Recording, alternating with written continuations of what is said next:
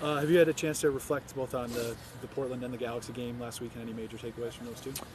Yeah, we're obviously really pleased with how it panned out. It's exactly as we hoped it would have panned out, and that's by no grand plan or masterstroke on our part. I'm sure we'll have similar situations that don't pan out exactly as we would have liked, but we're able to use a lot of players over the two games. We're able to take what I would say is a very decent number of points across those two games, given the opposition that we were playing against, and I think it sets us up really well for the coming week and the coming months, in that we've used an awful lot of the squad. Everyone feels really connected to what we're doing. Particularly after the Portland game, there's a really good feeling in the dressing room. Yes, because of the nature of the victory, the way we won, the way we ground it out, but also the fact that so many players feel really connected to that win and the two games between Galaxy and Portland. So I think that's a feeling we want. We want to feel like we've got depth, that we've got real energy. We want to feel like it's a genuine squad effort, the run that we're on at the moment, and hopefully the run that we'll continue to be on. So it was, arguably as good as we could have hoped it to be. What does it say about the makeup of this group to go down in the Portland game and come all the way back and sort of bring the victory out? I mean, we do talk about that a lot, and I do feel at home particularly that if we can get an hour and we're in the game, you really feel that the last half an hour of games we always finish strong, almost without exception. I think we've finished with a flurry of chances, and I think we're a team that's very good with momentum. We really use the energy of the home crowd well, and the players feed off that. And I had, without sounding overly confident, I did feel that at half time, if we could get to the hour mark and we were in relatively good shape, that we would go on and at least have a really good chance of winning it, and that proved to be the case. So it's testament to the spirit in there and the will to win, and that's something that's pretty uncoachable, I would say. It's that almost perfect chemistry and magic of players that are desperate to score, and a crowd that can suck the ball in to an extent. So it was brilliant. Talk a little bit about Dayne St. Clair's performance in both those games. Some big saves, obviously, with the header sort of in midfield, but then in late game, he had 2 or 3 really big saves to keep the team there. Yeah, we talk about it a lot with him. We really sort of demand that there's that big save mentality, and we talk about it from the perspective of the forwards being decisive, and he's been very decisive in a couple of instances there, and I was at pains this morning to make sure that we included that in our review meetings, because I think sometimes it's so easy to skip over what the goalkeeper does and take it for granted, but he's made a really big save at a really crucial point for us. And then obviously when we're down to 10 men and we're having to defend our box for 12 minutes of extra time, he really played his part there, and I think it's something he's really capable of doing. Big personality, big character, capable of really big saves, and I know everyone will feel really confident in those moments of games that he's going to take some pressure off by coming for a cross or making a big save when he's called upon. So he's in a really good moment. You've talked about sort of heavy rotation and getting a lot of guys a lot of minutes. We went from one double game week into another double game week here. How important is it to get all those guys that experience as you lead into these games? Yeah, it is, because we obviously feel far better going into another big double game week with a lot of travel, having used a strong percentage of the squad, and with everyone having experienced a relative level of success, I would say, in that everyone's been part of big moments in games, results and good performances. So it's not as though we're calling upon guys that have had their minutes only in the second team or in a non-competitive situation. We've got a lot of guys that have got minutes in their legs in front of a crowd in really testing circumstances. So that's a nice position for us to go into next week's games, in that we feel like we could rotate, we could be very sensible with how we approach those 2 away games, and then come back to a big home game with minutes in the legs for the players that we really feel are important for that.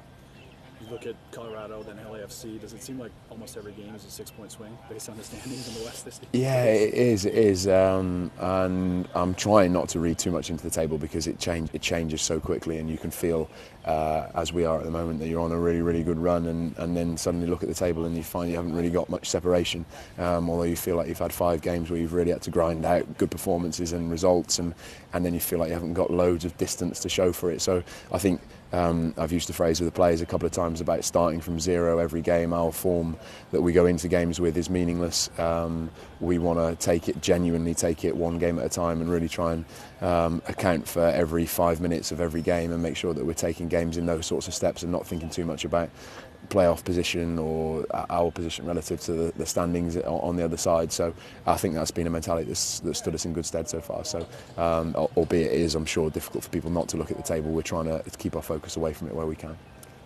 not a lot of elevation change in England.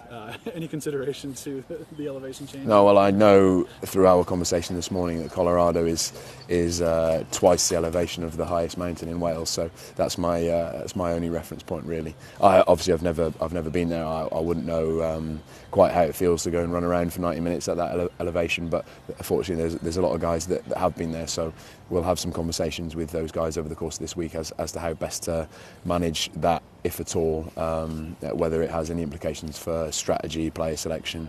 I'm sure it will, going into a difficult game a couple of days later. So it's part of the reason I was so excited about coming here, the different geographical challenges, the travel, I suppose the novelty of it all for me. So it'll be a nice challenge to piece all that together. For the last game, what can you take away from it? Yeah, I think obviously we never want to go down at home, but to be able to kind of put in a performance like that, to fight back, and then especially at the end going down to 10 men, to really just be able to withstand their pressure of the waves. You know, of course they're pushing for a result, and be able to kind of come together as a group and see out the result, I think is really important. You made some crucial saves and clearances that helped the team stay in the game and search for the win. How important was it for you and the defense to stay focused to allow the offense to continue to search for that winning goal?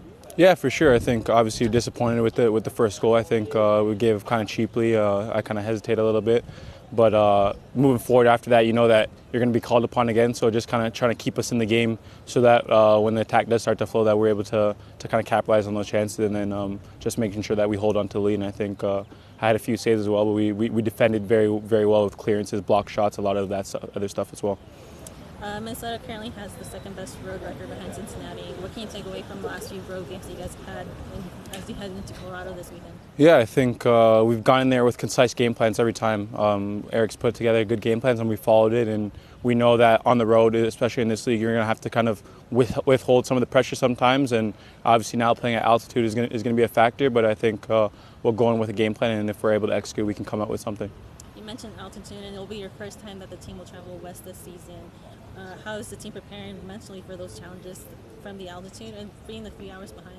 Yeah, I think the time difference, I don't think, for me isn't really a big of a difference. Maybe some of the guys that have younger kids that go to sleep a little bit earlier, but for me it'll be okay. But I think the altitude is definitely a factor, and I think but a lot of guys on our team have played at altitude before, whether it's this league or whether it's been somewhere else. So it's just knowing what we're getting ourselves into, and knowing the feeling you're going to feel is good. And I think the good thing is we have a good team camaraderie right now, so be able to kind of look to the guy beside you and get that extra little push of communication, or that boost that you're going to need.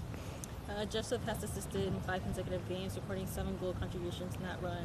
How have you seen his game improve this season?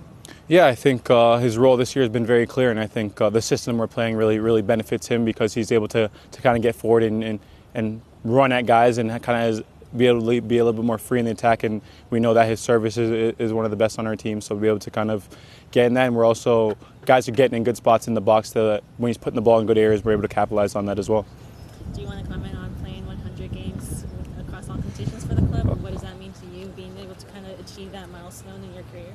Yeah, for sure. I think some people don't get to play 100 games in their career at all, so to be able to hit that milestone is definitely something that I'm very proud of, and looking forward to kind of keep the tally going. And it's funny because I didn't even know that it was 100 until it was announced, so it's definitely a nice milestone to hit, but one that I'm happy with, but obviously want to keep going and try to hit 200. It's funny because a couple weeks ago, or a few weeks ago, Pookie hit 700 and something, so it just puts it in perspective of how long that there is to go, hopefully.